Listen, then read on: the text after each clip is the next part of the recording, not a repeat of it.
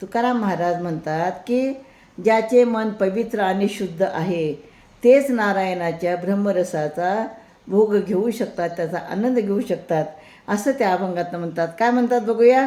जैसा निर्मळ गंगा ओघ तैसा भाग ओगरी, प्रेम वाडे ग्रासोग्रासी, ब्रह्मरसी भोजन तृप्तीवरी आवडी उरे, ऐसे बरे प्रकार तुका मने पाख मन, नारायण ते भोगे.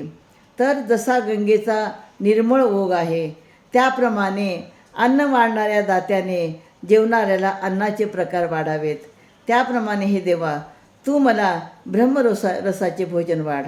त्याने प्रत्येक घासाघासाला माझे तुझ्याबद्दलचे प्रेम वाढत जाईल आणि आपली किती तृप्ती झाली तरी ज्या पदार्थाविषयी आवड शिल्लक आहे राहते असे प्रकार चांगले असतात.